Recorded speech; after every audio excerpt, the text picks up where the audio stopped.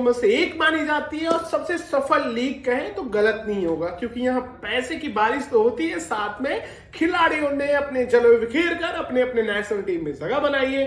2025 में mega auction होना था, लेकिन उससे पहले कई सारे नियमों में बदलाव और कई सारे नियम लागू होने की बात कही जा रही थी। अब आईपीएल गवर्नर काउंसिल ने सब कुछ क्लियर कर दिया है कि अब सबसे बड़ी राह जो थी कि रिटेन खिलाड़ियों की संख्या कितनी रहेगी। अब तक जैसे 3 से 4 खिलाड़ी होते थे, इस बार सब कुछ बदल गया। क्या क्या बदला है उनको मैं 10 पॉइंट में आपको इस वीडियो के माध्यम से समझाने की कोशिश करूंगा कि आपको पूरी तरीके से समझ में आए।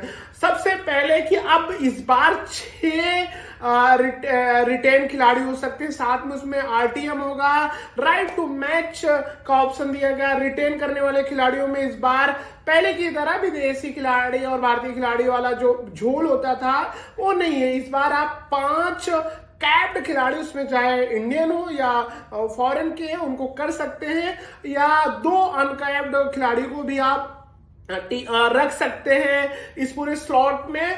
अब इन सब में कितना बदलेगा, इनको कितने पैसे देने पड़ेंगे, क्या कुछ हुआ है तो मैं समझाता हूं। सबसे पहले हम पहले पॉइंट में बात करते हैं कि 6 खिलाड़ियों को आप रिटेन कर सकते हैं। इसमें सबसे ज्यादा 2 अनकैप्ड भारतीय खिलाड़ी शामिल हो सकते हैं और अंतिम 5 कैप्ड खिलाड़ी हो सकते हैं। और मजे की बात है कि ये सब सारी फ्रेंचाइजी चाहती थी कि ये रूल लागू हो और रिटेन करने वाली खिलाड़ियों की संख्या बढ़ाई जाए, और ये बहुत अच्छा है। अब जैसे मान लीजिए 5 कैप्ड खिलाड़ी आप लेते हैं, 1 आप अनकैप्ड खिलाड़ी लेते हैं, ये बहुत अच्छा हुआ है।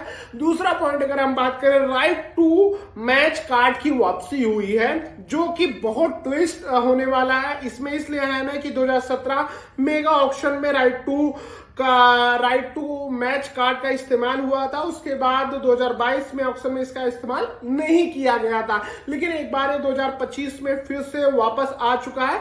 यानी अगर हम आपको उदाहरण के तौर पे अगर हम समझाने की कोशिश करें कि जैसे मान लीजिए आप उदाहरण के तौर पे यदि टीम 1 किसी खिलाड़ी जिसका नाम यक्ष के लिए आरटीएम रखती है, तो टीम 2 ने उस पर 6 करोड़ रुपए की अधिक बोली लगाई है, तो टीम 1 से पहले पूछे जाएंगे कि आरटीएम का उपयोग करेंगे या नहीं। यदि टीम 1 सहमत होती है तो टीम 2 के पास अपनी बोली बढ़ाने का मौका होगा। यदि टीम 2 अपनी बोली को 9 करोड़ रुपए तक बढ़ा देती है तो टीम 1 आरटीएम का उपयोग कर सकती है और खिलाड़ी एक्स को 9 करोड़ रुपए में खरीद सकती थी। यदि टीम 2 बोली नहीं बढ़ाने का विकल्प चुनती है और इसे 6 करोड़ रुपए में रखती है, तो टीम 1 आरटीएम का उपयोग करते हुए इस खिलाड़ी को अपने टीम में 6 करोड़ में शामिल कर सकती है। यानी ये बहुत अहम होने वाला है, जिस पे भी बहस हो रही थी कि आरटीएम में भी कुछ बदलाव हो, और ये बदलाव बहुत अहम होने वाला है और इस पे खिलाड़ियों को भी बेनिफिट है और फ्रेंचाइजी को भी बेनिफिट है। तीसरा है नीलामी पक्ष को 20 करोड़ रुपए बढ़ा दिया गया। सबसे अहम कि 20 करोड़, अब तक 100 करोड़ रुपए मिलते थे, अब 120 करोड़ रुपए मिलेंगे। लेकिन इसमें कितना महत्वपूर्ण होगा, क्योंकि इसमें मामला फंसेगा जब रिटेन करेंगे तो आपके पास बाकी पैसे कितने बचते हैं, अहम होगा। रिटेन करने के बाद फ्रेंचाइजी के पर्स में किस तरीके से रुपए कटेंगे, इस पे नजर डालनी चाहिए। ये 14 पॉइंट मैं आपको समझा देता हूं। यदि कोई फ्रेंचाइजी 5 कैप्ड खिलाड़ियों को बनाए रखता है तो उसके पर्स से कितनी राशि कटेगी, ये अहम होगा। पहले 3 रिटेन किए हुए खिलाड़ियों के लिए फ्रेंचाइजी के पर्स से 18 करोड़ और 14 करोड़ और 11 करोड़ रुपए कटे जाएंगे। यानी पहले खिलाड़ी के लिए 18, दूसरे के लिए 14, तीसरे के लिए 11, बाकी जो 2 रिटेन करेंगे फ्रेंचाइजी उनके लिए 18 करोड़ और 5 खिलाड़ी के लिए उनके जेब से कटेंगे 14 करोड़। इसका मतलब है नीलामी के पहले 5 कैप्ड खिलाड़ियों को अगर रिटेन करती है फ्रेंचाइजी तो उसके 120 करोड़ के कुल पर्स में से 75 करोड़ कट जाएंगे। यहां मामला फंसेगा। अगर अनकैप्ड खिलाड़ियों के लिए अधिकतम 4 करोड़ रुपए रिटेन के लिए खर्च किए जा सकते हैं। ऐसे में 2021 मेगा ऑक्शन में हुआ था। इसका मतलब है कि 6 खिलाड़ी 1 अनकैप्ड खिलाड़ी के साथ को रिटेन करने वाली फ्रेंचाइजी अपने पास से 79 करोड़ रुपए का लॉस उसको होने वाला है और उसके पास मेगा ऑक्शन के लिए मात्र बचेंगे फिर 41 करोड़ में आपको टीम बनानी है, 14 से 15 खिलाड़ियों को खरीदना होगा। 5वां सबसे अहम समझने वाला, जो कि सबसे ज्यादा चर्चा का विषय था, वो था इम्पैक्ट प्लेयर रूल का जलवा जारी रहेगा। रोहित शर्मा ने इस पे बहुत चिंता जताई थी और इस पे तरह तरीके से बात की थी।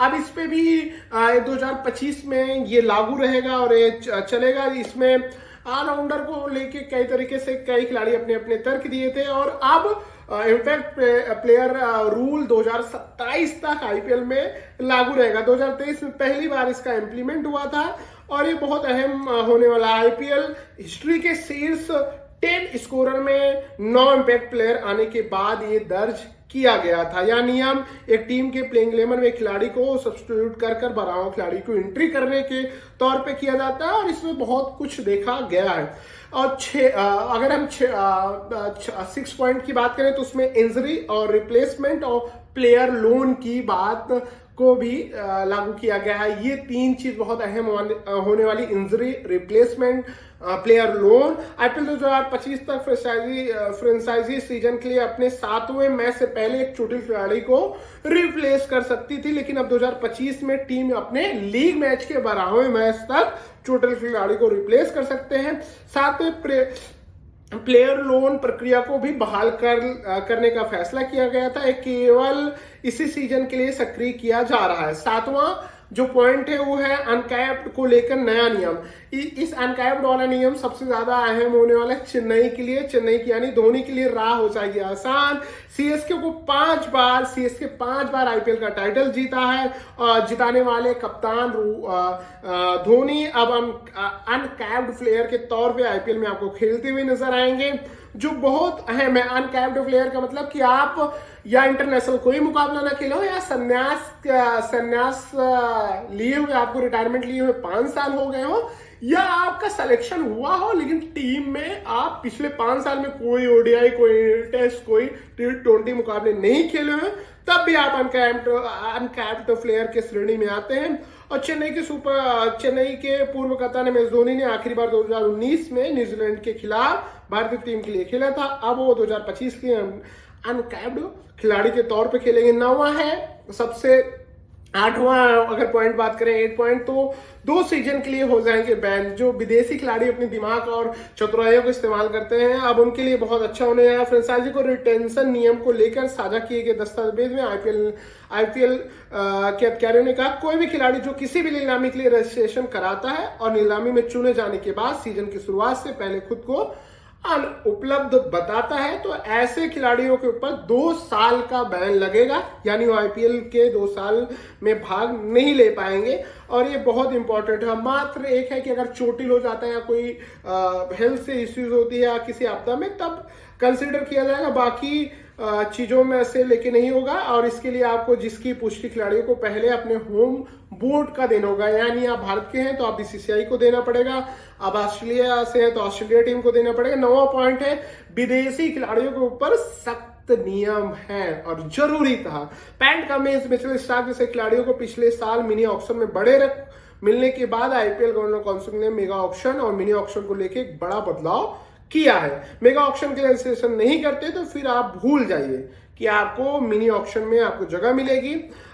दूसरा अपवाद यह है कि अगर कोई खिलाड़ी चोटिल है या कोई मेडिकल कंडीशन है तो उसे छूट दी जाएगी, जिसकी पुष्टि मेगा ऑक्शन से पहले खिलाड़ियों को होम बोर्ड द्वारा दिया जाएगा। अगर ये सबसे अहम पॉइंट है और ये पॉइंट से आप बिल्कुल पूरी तरीके से समझ गए होंगे किस तरीके से नियम है और वाकई में कमाल के हैं ये पॉइंट। इसमें आपको लगभग चीजें क्लियर हो गई होगी, जिसको लेके बहुत सारे सवाल थे, मन में दुविधाएं थी। इस वीडियो से आप बिल्कुल समझ ही गए होंगे कि क्या क्या बदला है, क्या क्या बेनिफिट देने वाला है।